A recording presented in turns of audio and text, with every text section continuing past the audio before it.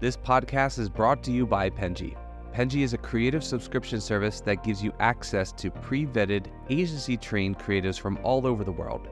From graphic design to illustrations to social media management and web development, it's all included for one monthly price. It's time to say goodbye to the hassle of searching for top-notch creative talent. With Penji, you get quality and consistency delivered right to your inbox every day, carefully crafted for you by humans. So meet your new creative team today. Head over to penji.co for more and enter the coupon code located within the podcast show notes. Okay, so we're playing a rapid fire. I'm going to ask you some questions and then just tell me what you prefer, really fast, what comes to mind. Yep, absolutely. Coffee or tea? Coffee. Beach vacation or city adventure? Beach. Early bird or night owl? Is both an acceptable answer for that?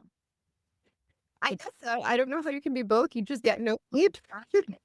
I've become an early bird over the years, but as I mentioned earlier, I like coffee. So coffee helps me be both of those things. Yeah. Netflix binging or reading a book? I would say reading a book, and I think my wife and daughter would agree because I binge watch shows really slow. Pizza or tacos? Toughest one yet. I love pizza. Dogs or cats? Dogs, 100%. I have two of them, 100% dogs. Texting or phone calls? Texting. Karaoke or a game night? Karaoke. I've got a great story about that if we get to it. Summer or winter? Summer. Okay. And dream city that you want to explore right now?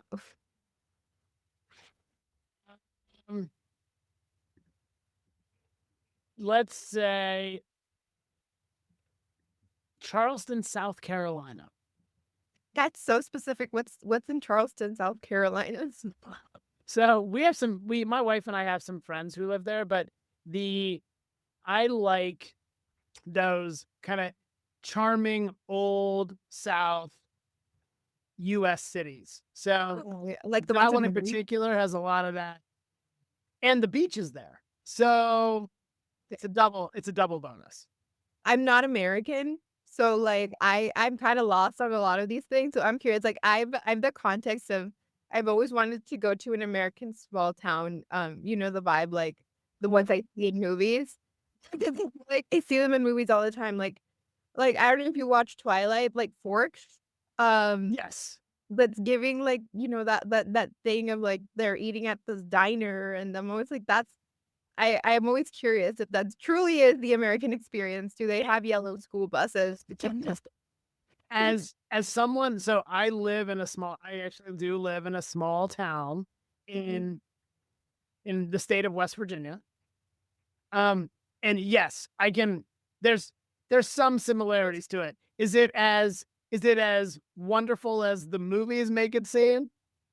Probably not. But yeah, it absolutely, there is that, you go to a store or the grocery store or whatever, and you're going to run into, it's going to take you twice as long as you want because you're going to be running into people and you have to stop and talk to them. Yes.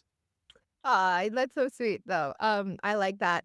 Guys, welcome to Fully Managed. You guys have already kind of got to know our guest for today. His name is Jonathan Bentz. He works for direct online marketing, right?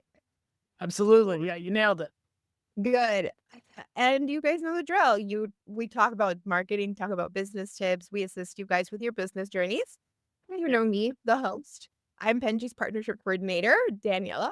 And we have a great show planned for you today. So, hi, how are you? Bentz, how are you doing? Hey, I'm doing awesome. And like I said, I'm glad we talked about this just briefly before the show started, but I'm glad we moved to a last name first basis so fast. I think that's one of my favorite things to do with clients or with just people that I come across in business in general. Like I'm Latina. We're really big on nicknames, so it's really easy for me to just go into that. Yeah, absolutely.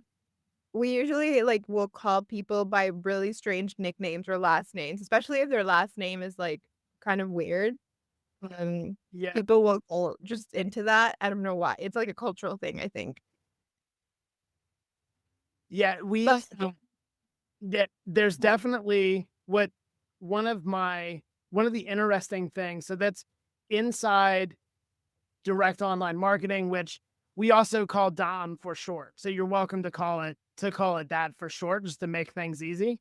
that But sounds easier. what is weird is when I come across family members in other lines of business, and we have if we're having meetings and they're having meetings with our team, Mhm. they my family members or whatever hear my teammates at Dom just constantly call me by my last name. They don't it's it's jarring for them, right? Because their last name is the same as well, but people in their company, everybody's on a first name basis. So Yeah. so yeah, I can relate to that, and it's something inside of our culture at Dom where there is a lot of last name first with our teammates.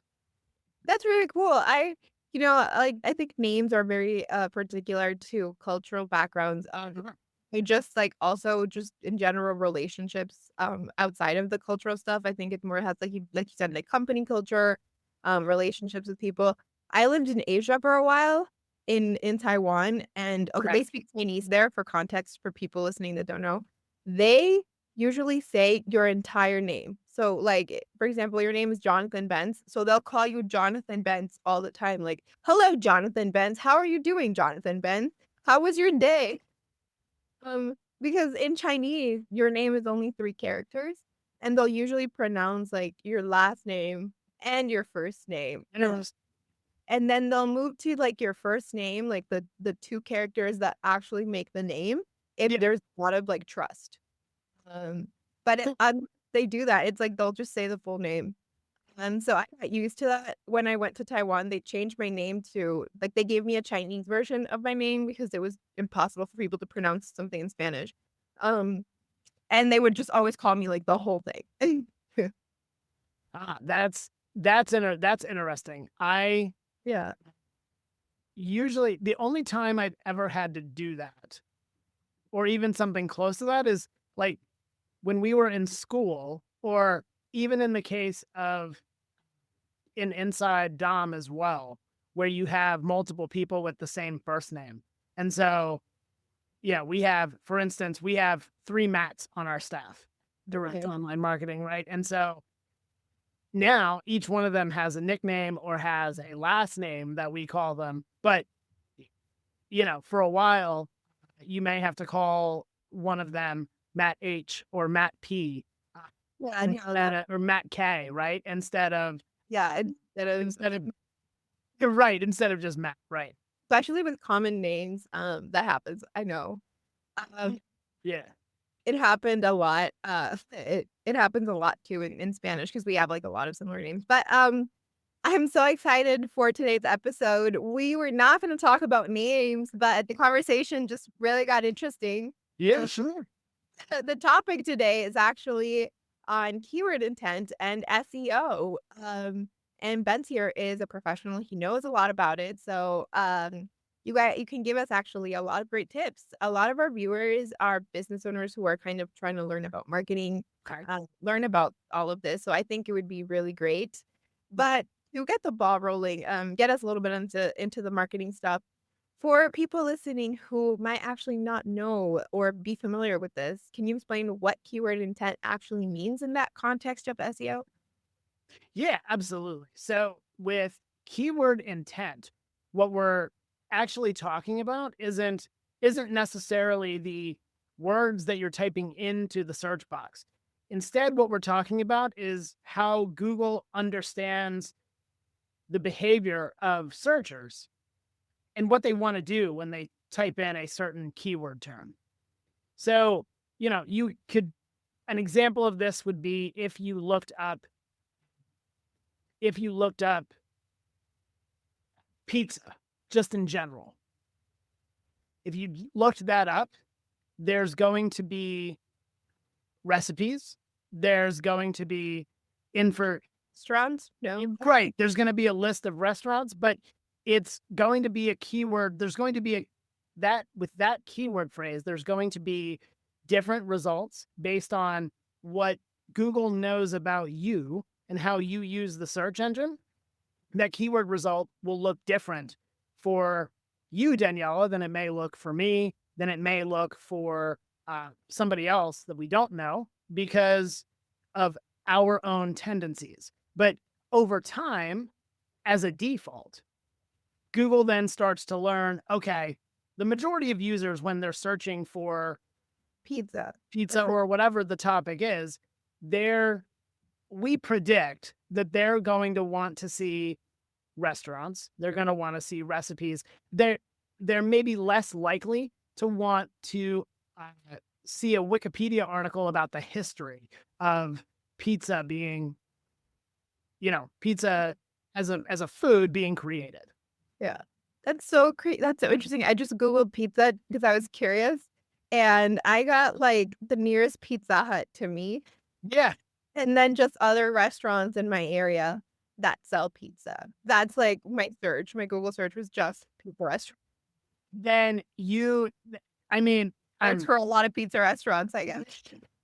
making a bold assumption here, you must use Google to help make decisions for where you're going to, like a lot of us do. You must use that with a much higher frequency. You must use that for making decisions of where to go to eat, not necessarily how to make, right? Not necessarily in your kitchen if you're getting ready to make something yourself. Yeah, I'll usually Google something, like where I can have a pizza. Like if I wanted to have pizza, it's probably what my knee-jerk reaction would be to Google pizza places, where to go. So that makes, yeah. Absolutely. The other question that I have for you is, SEO, and I think what you just explained is really interesting because I think it's personally, I'm not an expert. This is genuinely just like my impression, so you can feel free to correct me. But I feel like it's changing so much with the introduction of AI, and specifically, I think things like ChatGPT, and even like Gemini, that is Google's AI bot, right? But I just feel like the other day, my sister told me, like, can you search this on ChatGPT? And I was kind of like, that's so weird because I'm used to people asking me, can you Google this? Right. And then now it's become search for it on ChatGPT. And I think a lot of people are moving to asking ChatGPT more than Google. And even if they're using Google, I think the idea of using like a bot and then asking the bot and then having the bot like collect the information and give it to you in that form is kind of the way that things are changing towards, moving towards. This is how I feel like things are going. Is that affecting how, because I would assume it affects SEO because now it's not the same putting it into a question on ChatGPT than Googling the word pizza on Google. But I kind of want to know if that prediction is correct, if I'm completely off the mark. Yeah. So that was a lot. That's an onion. There's a lot to unpack.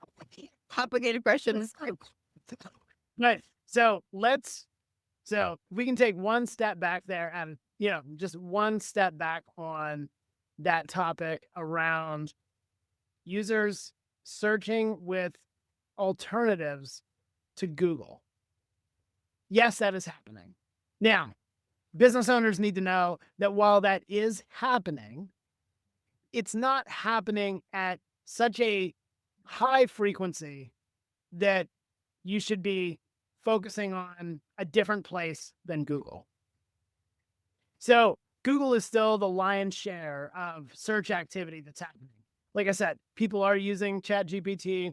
People are using Gemini to kind of understand things and get recommendations before they then go to Google or directly go to a website. So there is some of that behavioral stuff that's changing, but it's not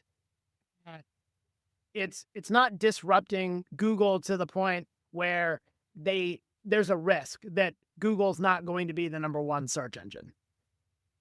So we're still pretty far off from being in that type of digital environment. Yeah, where you have to change it completely, I guess. Yeah, right. Where SEO agencies aren't going to be Google first SEO agencies, and they're going to be looking at something else. No, don't worry, we're still in a market where Google is the driving force. Now, saying all of that, the way people are using Google today is different. For a lot of your listeners, viewers, their traffic trends in Google or their traffic trends in analytics for their websites may look a lot different today than they did last year. Because for years, maybe even decades now, Google's been around that long. Yeah. SEOs have been telling companies things like content is king. Yeah. Or things like, he who has the most links wins. Like there have been statements like that out in the market where even giving recommendations, like if you answer every single question that your clients have, then ultimately your site is going to win because you're going to be getting more traffic coming in. And what we're seeing today, and this plays into that keyword intent conversation as well, but what we're seeing over the last several months is for companies who for years have relied on having the most content, the most articles about topics, maybe losing traffic, and maybe losing traffic in a way that likely may never come back. Because if Google can get your information, and they can, and somebody's just looking up general knowledge or general information about something, they're going to pull your content out of your website and just give it as an AI answer. Yeah. As opposed to Making giving somebody a link to your website and telling them to go to your website. Yeah, I think that's what I was going to say that. Like, I feel like Google has become so much more optimized for that. Where like I will ask a direct question and then it will literally put that question in the Google search, the answer, and it pulls from somewhere, which is what ChatGPT does too. So now, yeah, you don't have to go and like, because I do feel like when I would like search for answers beforehand, I would have to, I guess, scroll and go into articles and read and figure out where that answer was. It took more time, and now it's been a lot more like, just kind of there. Right. And so what we're seeing, so two behaviors that we're seeing change. One is people are doing searches and they're getting answers. And they're trusting Google. So you may remember a story from last year. We're talking a lot about pizza today, but where journalists at the initial rollout of AI overviews in Google results, there was a result of where Google was telling people to use glue to make cheese stick to pizza. Okay. Right. And so there were some journalists who took it too far, reporters who took it too far, and literally put glue on their pizza and tried it. Right. Why do you do that? It's obvious that it's like a bad people, like to have fun with search results, right? Or with AI when AI says crazy things. But it's now evolved. It's gotten smarter. It's evolved, and it's more nuanced and sophisticated now, to where it's not going to recommend to you that you put glue on pizza. But a lot of people, that broader point of whatever the chatbot tells them is what they're now going to assume as fad or as the truth. The truth, right, is that's going to happen. And so it takes away whether to think back to your grade school or university teacher, where you had to show your sources.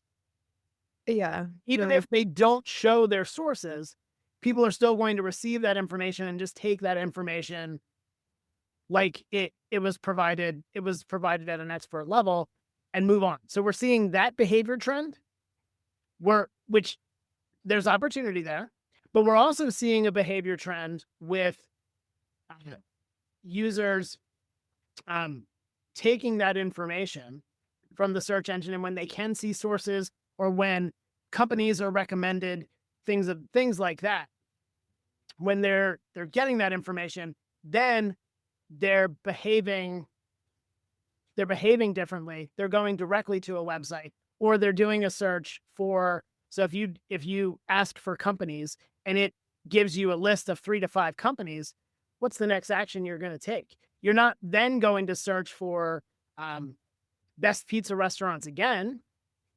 No, you're going to get 3 options, and you're going to get, Pizza Hut, Papa John's, and Domino's. Yeah. And then what are you going to do? You're going to Google the ones that the chatbot or the AI overview said are the best, and then go find that in your area instead of doing a more generic search and then coming in. That makes sense. Although I feel like, I'm thinking of this purely from like the user as me, like me on Google. I do feel like a lot of times I have to go in and look for sources, even if Google will just like pop the answer right on top. Yeah. But to me the other day, this is kind of like an embarrassing thing to admit, but I watch a lot of anime. I was watching this one show and I didn't understand if these 2 characters got together or not, right? Like I'm towards the end of the show and I'm like, did they become a couple or not? I'm confused. So I go in Google and I ask, like, did so and so and so and so get together at the end of this show? Okay. Canon couple. That's my Google search. And Google said like immediately it pops that answer on top and it says yes. But I was like, that doesn't make, because I was Googling because I wasn't sure. It didn't seem like it. So I was like, how, I wanted to know why, right? Like I'm like, okay, but how? What did I miss that I didn't understand? And so I like the answer was not enough. And so I keep like reading and I'm like, okay, where did this thing pull the yes from? Sure. Then I go into the article and it was an opinion, like people like it was someone who wrote this article and they were writing a review of the show and their opinion was that they got together, but it wasn't a definitive yes or no, which was what I was looking for, or like an actual answer from the author, if that makes sense. It was more just like what this person interpreted. And so I had to continue to look for more stuff to figure out whether or not they were a canon couple. They were not, by the way. It was kind of like open-ended and it was up to interpretation, I guess. Yeah. But, like you said, like I did have to go in a little bit more and search for the sources. I couldn't take that as an absolute truth because I was like, clearly just pull the information from whatever article had more clicks and then put it on top of my search.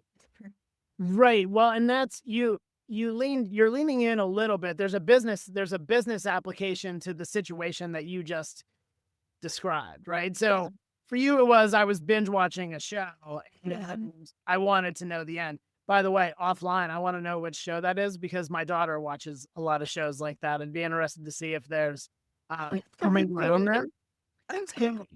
So, but related to that, like a common user situation, right? So what we're seeing, and this also goes back to keyword intent, for companies who have lived and died by SEO, and they're seeing that decline in traffic, where they're most likely seeing the decline in traffic is with blog articles. It could be old blog articles. It could be blog articles or glossaries, right? Information that people no longer need to come to your website to get information. Google's just going to give it to them. Now you may get that additional benefit of credibility, but you're not going to get the traffic direct, linear from Google. So what options do you have? For us, we've been encouraging our clients to lean into certain content types or certain pages on their website where we're seeing in we're seeing better engagement, or we're seeing Google showcase pages that drive engagement, drive conversion, where people want to go deeper than just getting the answer from Google. So you talked about it in the case of wanting to know the truth about a TV show. That's just one use case.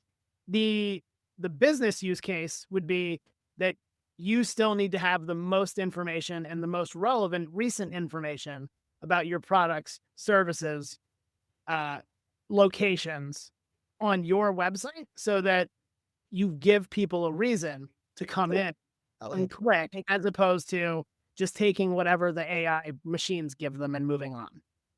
That makes sense, because then if you just get the AI, that's it. That's where the experience ends. But what I described, I mean, I had to do a lot of research, and I ended up reading the whole article where they pull. So whoever wrote this, they got the traction from me, and I'm assuming other people who had the same question also did it too. Probably. So, and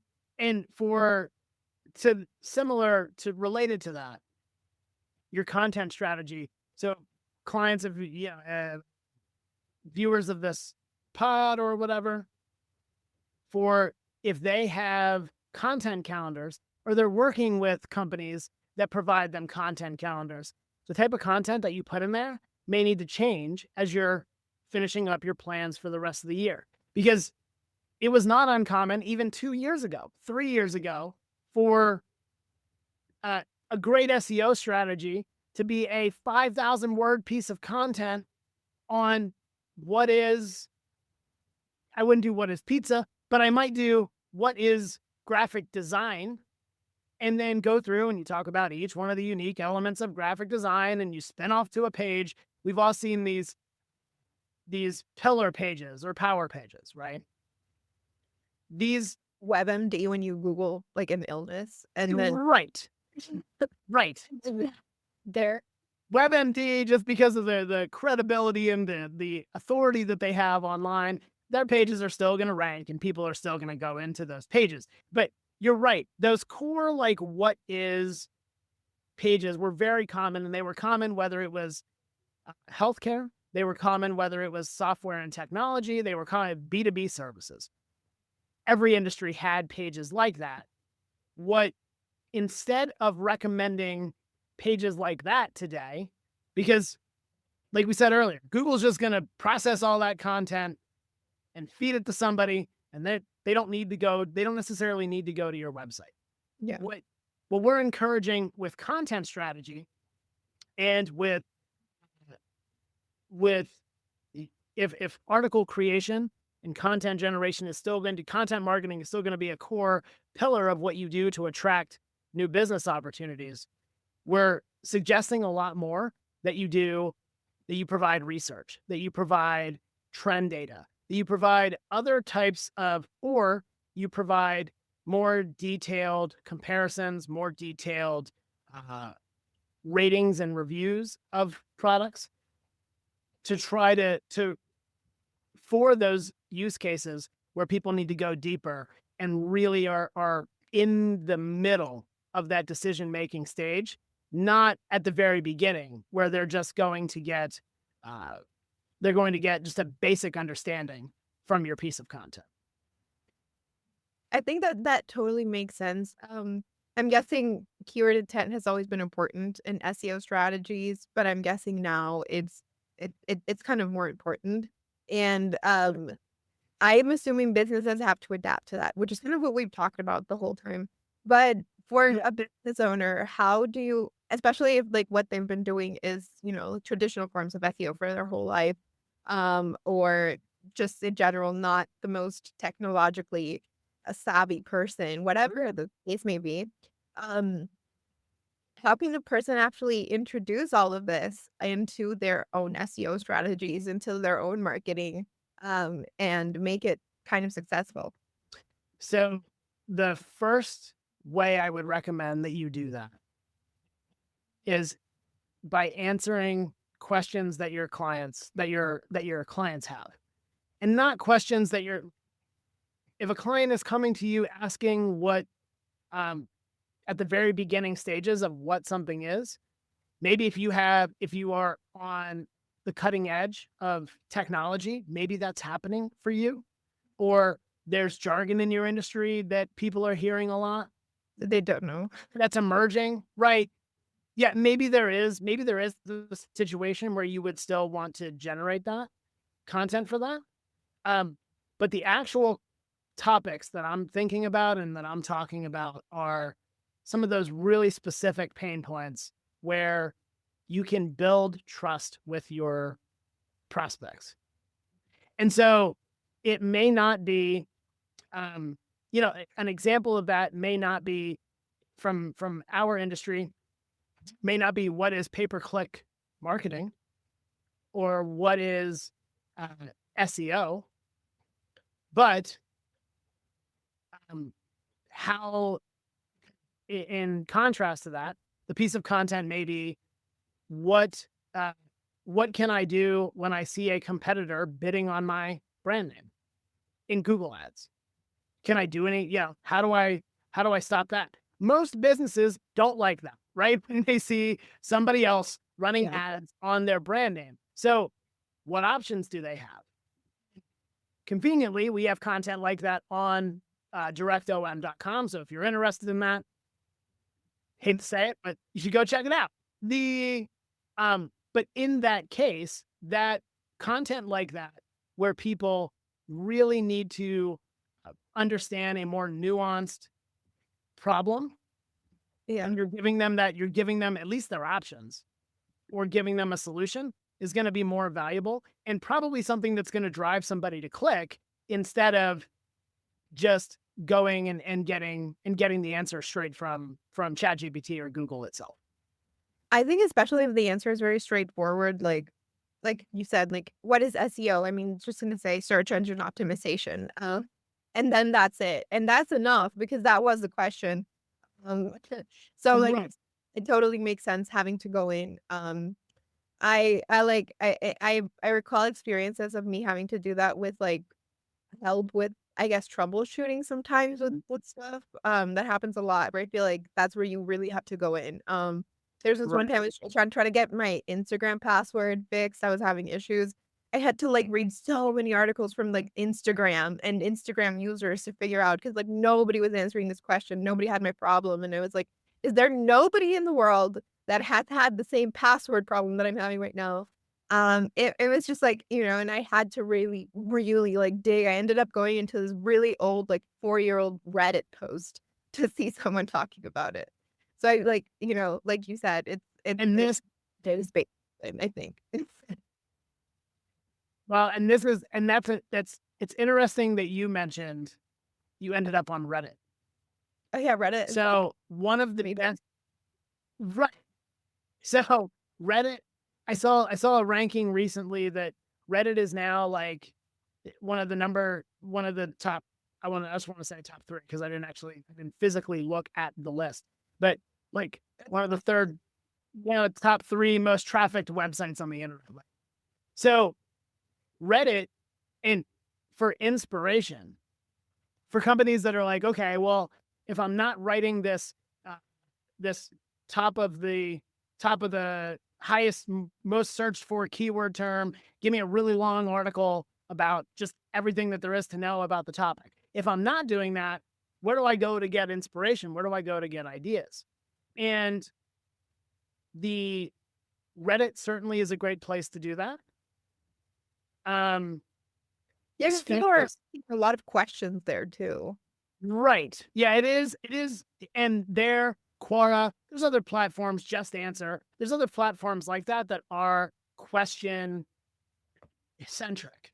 Yeah. But if you can get a sense of not just what the questions are, but questions that you have the ability to provide a solution to the problem, then that would be an art, or you have an informed opinion on the topic, then that's probably a good piece of content for you to go into depth about in your content calendar or in your content strategy, as opposed to, all right, here's my keyword checklist for the month, and I don't have an article about this topic or this topic or this topic, so I've got to write these 3.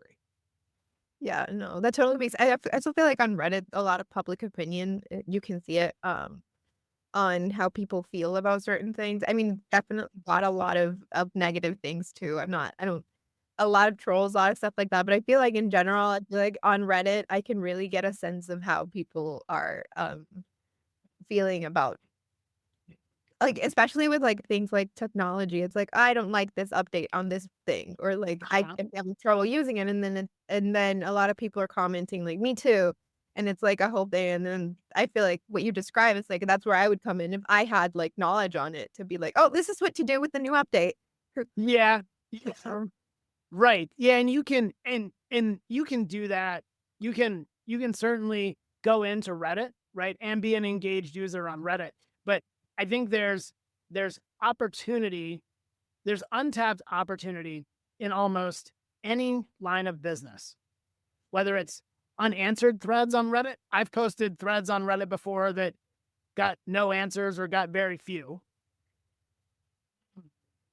And we've all seen questions and answers on Reddit that have nothing, to your point, nothing but snark and troll. Snark threads are huge right now. Yeah. So if you can take inspiration from that and provide let's just say a more helpful answer, or debunk myths that you're seeing there, then that's an opportunity for your brand to stand out. And if your brand is standing out and your brand is also building trust along the way, then it's a lot easier to then convert that traffic. The content's harder to generate. It's not something that you can just give to an article generator and get back. But when you create it, it's going to work harder for you over time, instead of, providing you short-term gain, but long-term little to no return. I think that's great. And unfortunately, we are running out of time. So I want to say this is a great note to end the podcast on.